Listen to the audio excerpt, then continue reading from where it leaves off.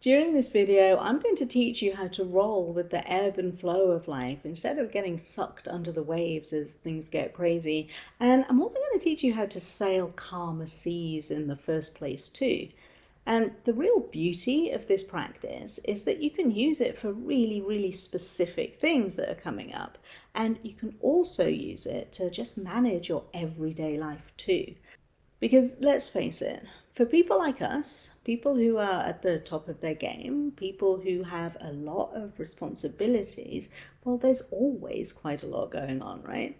There are constant decisions to be made. There are multitudes of things vying for your attention. And if we're not really careful, it can feel like we're juggling 10 balls at once and spinning all of the plates too, right? And it's not that we would want to change that, yeah. We're kind of used to the circus and we feel at home there. But there's a way of doing and having it all that doesn't end up with burning out or dropping any balls.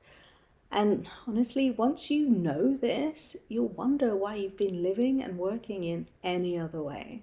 If you practice this regularly, you'll live a life where you're completely at ease, emotionally, mentally, and spiritually. Now, from a neuroscience perspective, what we're doing is helping our nervous system to remain in the parasympathetic state of rest and digest because it's not encountering anything drastically new or unfamiliar, which means that you're not in a state of high vigilance on the constant lookout for danger, yeah? When we can imagine how things will transpire and connect them with a really good feeling emotional state, we're utilizing something called neuroassociative conditioning. So our automatic responses serve the life that we choose to experience.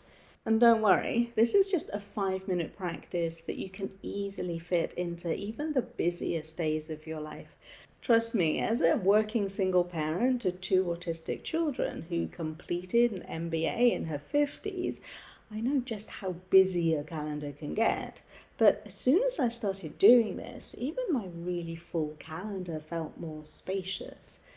Okay, let me walk you through this 5-minute practice that is a mental rehearsal, but with a secret added twist that honestly takes it to a whole new level. So I want you to imagine this, yeah? Imagine waking up in the morning, knowing exactly what needs to be done, whilst also leaving room for the unexpected that, we can reliably expect to happen. And instead of all that feeling stressful and daunting, it feels ease-filled, exhilarating, and energizing.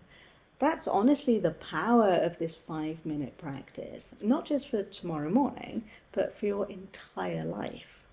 You really do get to wake up like that. You get to decide that that's how your life just is. And the best time to decide what your next day is going to be like is, of course, the night before. And as I've said, there's a twist to this that I'll get to at the end that makes it exponentially more powerful than just mental rehearsal alone. So how do we go about doing this really effectively? Well, before you're thinking of going to bed, just take a look at your calendar and see what's coming up for you the next day. Maybe it's a meeting with a prospective buyer, a team meeting, or maybe you've just got a day of writing reports or whatever it is that you spend your normal working day doing. Now decide how you want to feel as you experience that day. Yeah. Imagine walking into the meeting or sitting down at your desk to work and decide who the person doing those things is. Yeah. What I mean is what version of you is going to show up to them. Now, I hazard a guess that the version of you that you'd like to show up is calm and confident and really put together. So notice how she's standing. Notice how she's walking and holding herself, yeah? Notice how she addresses other people and what she's available for and what she's not. Mentally practice being her and seeing the world through her eyes, yeah? And I mean that quite literally. I don't want you to view her from a third person perspective, yeah? I want you to actually step into her being and see the world through her eyes. So if you look down, you'd be able to see your hand, right? Okay, so you know who you're meeting with, yeah? So imagine them sat opposite you, and imagine yourself smiling at them and feel yourself smiling, and imagine them smiling back at you. Or if you've got a day at your desk, imagine celebrating your finished report that you've just completed with incredible ease, yeah? Imagine the expected unexpected and see yourself handling it with finesse and efficiency. Tell yourself how amazing you are at dealing with unwanted situations and distractions. And as you do all of this, just breathe deeply into your body, which lets your body know that you are safe. Now, walk yourself through your upcoming day with an easy disposition. And as you fall asleep, tell yourself how wonderful this day is. Yeah? And here's the twist that I mentioned before. As you visualize the meeting or starting the project, I want you to anchor yourself energetically into it. Yeah? So to do that, you close your eyes, you breathe deeply, and you ground your energy in that moment in time and space. So imagine a connection between the unified field and the center of the earth that flows straight through you. So you're connected to infinite intelligence and the energies of the earth at the same time.